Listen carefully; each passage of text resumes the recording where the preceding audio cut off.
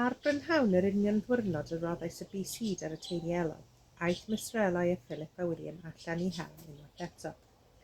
Y tro hwn, roedden nhw'n mynd ar ôl hoiaid gwylltio, felly eithon nhw tuag at y llyn.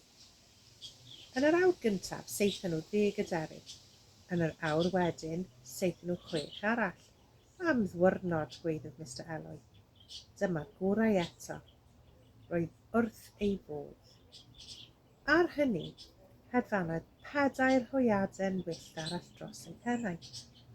Roedden nhw'n hedfan yn isel iawn. Roedden nhw'n hawdd eu taro. Bang, bang, bang, bang, seithodd y drylliau. Hedfanodd yr hwyaid yn ei blaenau. Wnaethon ni fethu, meddai Mr Eloi. Dyna ryfedd. Yna, ar syndod i bawb, dyma'r 4 hwyaden yn troi ac yn hedfan yn syth yn ôl at y drylliau. Hei, meddai Mr Eloi, beth ar y ddeiau maen nhw'n neud? Maen nhw'n gofyn amdani'r tro hwn wir. Seithodd atyn nhw eto, a'r bechgyn hefyd, a methodd pawb eto. Aeth wyneb Mr Eloi yn goch iawn. Y golau sydd ar fai, meddai.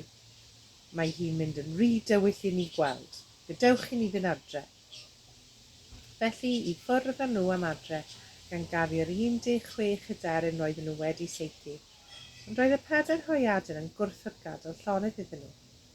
Dechreuon nhw hedfan mewn cylch o gwmpas yr helwyr wrth iddyn nhw gerdded o'r llyn. Doedd Mr Eloi ddim yn hoffi hwn o gwbl. Ewch o ma, gwaeddodd, a seithi atyn nhw, sawl gwaith eto, ond yn ofer. Roedd yn methu yn 10 a'i taro nhw. Yr holl ffordd adre, hedfanodd y 4 hwyaden yn yr awr uwch eu pennau, a doedd dim yn gwneud iddyn nhw fynd i ffwrdd. Drych y llun. Yn ddiweddarach y noson honno, ar ôl i Philip a William fynd i'r gwely, aeth Mr Eloi y tu allan i nôl coed tân. Wrth iddo groesi'r buarth, yn sydyn clywodd hwyaden wyllt yn cwacian yn yr awyr. Wach, wach, wach, wach. Rhosodd ac edrych i fyny. Roedd hi'n noson lonydd iawn. Roedd lleiad felyn denau uwch ben y coed ar y bryn, a'r awyr yn llawn sir. Yna, clywodd Mr Eloi sŵn y denydd yn hedfan yn isel dros ei ben, a gwelodd y 4 hwyaden, yn siapiau tywyll yn erbyn awyr y nos, yn hedfan yn agos iawn at ei gilydd. Roedden nhw'n troi o gwmpas y tŷ yn ddi-stop. Anghofiodd Mr Eloi am y coed tân, a brysio nôl i mewn y tŷ. Erbyn hyn roedd ei braidd yn ofnus. Doedd e ddim yn hoffi'r hyn oedd yn digwydd. Ond soniodd e ddim am y peth wrth Mrs Eloi. Y cyfan a ddywedodd, Dere, gad ni fynd i'r gwely, dwi'n teimlo'n blinedig. Felly eithon nhw i'r gwely a chysgu. Pan ddaeth y bore, Mr Eloi oedd y cyntaf i ddihuno, a gorodd ei lygaid. Roedd ar ddyn estyn ei law am ei oriau i gael gweld faint o gloch oedd hi, ond roedd ei law yn gwrthod dod allan. Dyna ryfedd, meddai. Ble mae fy llaw? Gorweddodd yn llonydd gan feddwl tybed beth oedd yn bod. Efallai ei fod wedi anafu ei law rywsut. Roddodd gynnig ar y llaw arall, cododd ar ei eistedd. Yna, am y tro cyntaf, gwelodd sut olwg oedd arno.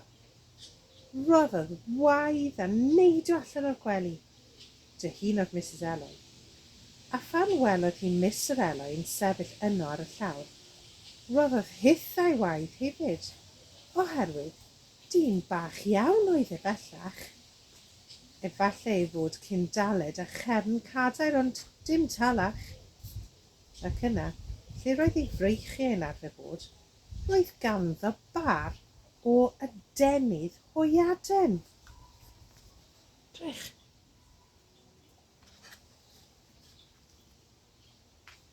Ond, gwaeddodd Mrs Eloi, ei wyneb yn troi yn borffor. Ddyn annwyl, beth sydd wedi digwydd i ti? Beth sydd wedi digwydd i'r ddau ohono ni, rwy ti'n meddwl? Gwaeddodd Mr Eloi. Nawr, tro Mrs Eloi oedd hi i neidio allan o'r gwely, redodd hi edrych yn y drych, ond doedd hi ddim yn digon tal i weld ei hun. Roedd hi'n llai na Mr Eloi ac roedd ganddi hithau hefyd, y denydd yn lle breichiau. O, llefodd Mrs Eloi. Gwaith grachod yw hyn, gwaeddodd Mr Eloi, a dechreuodd y ddau redeg o gwmpas yr ystafell gan giro eu hydenydd. Eiliad yn ddiweddarach, daeth Philip a William i mewn. Roedd yr un peth wedi digwydd iddyn nhw. Nid breichiau oedd ganddyn nhw, ond adenydd, ac roedden nhw'n rhai pitw tir un maint a rhai robin. Mam, canodd Philip. Edrych mam, rydyn ni'n gallu hedfan. A dyma nhw'n hedfan fri i'r awyr.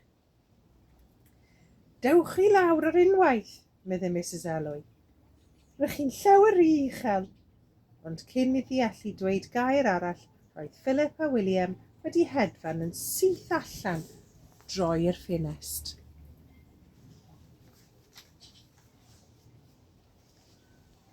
Rhedodd Mr a Mrs Eloi at y ffenest ac edrych allan. Roedd y ddau fachyn pitw fri yn yr awyr erbyn hyn. Yna, meddai Mrs Eloi wrth Mr Eloi, wyt ti'n meddwl y gallwn ni wneud hynny, cariad?